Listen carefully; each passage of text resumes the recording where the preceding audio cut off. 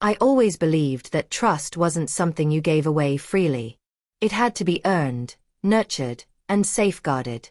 When I proposed to Emily, I truly thought we had built that kind of bond. After nearly 3 years together, weathering both the good and the bad, we'd created a rhythm that felt like ours alone. When she accepted, tears shimmering in her eyes, I was certain I had found my forever. But over time, cracks began to surface. Her phone, once left lying carelessly on the couch, became glued to her hand. Evenings that used to stretch into nights together slowly shifted into her being out with the girls. The phrase rolled off her tongue too smoothly, too often. I convinced myself it was harmless, that she was just stressed from work and needed time with her friends. Then came Thursday. She told me she was meeting some college friends for drinks, brushing my cheek with a quick kiss before hurrying upstairs. But the way she avoided my eyes lingered with me. That night, she thought I had my own plans. After a long meeting downtown, my phone buzzed.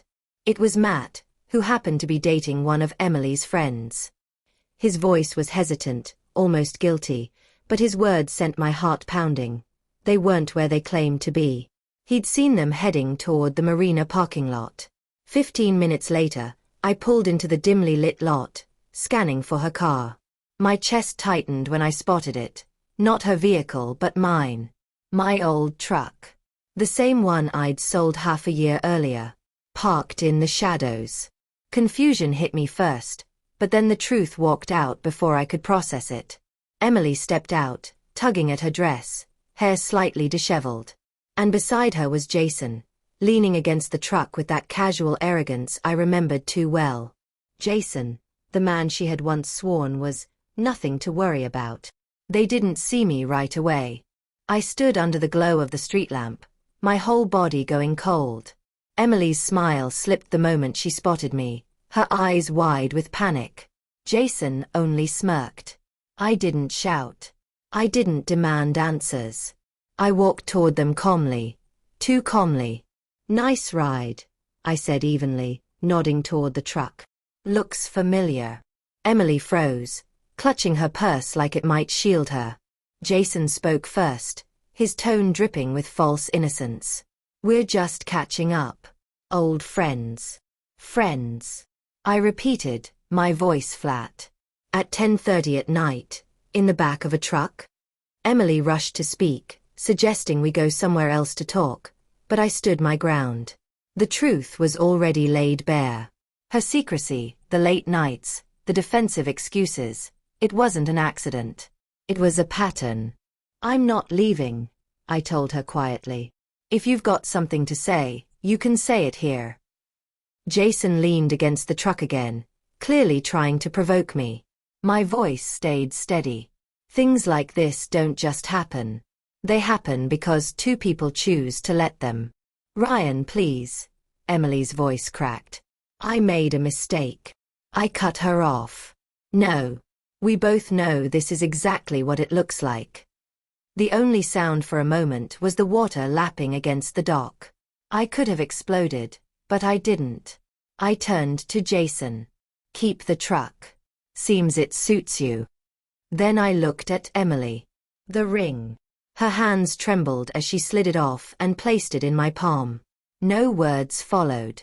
I walked away, each step heavy but strangely freeing. Driving home felt like moving through static, every excuse and every shift in her behavior replaying in my mind. I wasn't boiling with rage. What I felt was colder, sharper. By morning, I had packed her belongings into boxes and stacked them by the door. When she knocked later, desperate, I opened just enough for her to meet my eyes. "There's nothing left to explain," I said quietly. "You lied. You cheated. And with him, of all people." "It wasn't like that," she started, but I stepped aside, letting her see the boxes. "Everything's in there. Take it and go." She gathered her things, muttering under her breath, and left without another word. The weeks that followed, I filled with work, the gym, anything to erase her presence from my daily life. Then a friend sent me a screenshot. Emily and Jason, smiling together on Facebook. The caption read, "Finally, where I was meant to be hot suit. I didn't reply. Instead, I posted a photo of my brand new truck, bought outright with cash. The caption was simple: upgrades all around. Not revenge. Just moving forward. 2 months later, I heard Jason had sold my old truck. Emily had already drifted on to someone else. But none of it mattered anymore. I wasn't looking back. The man who would have done anything for her no longer existed. And he wasn't coming back.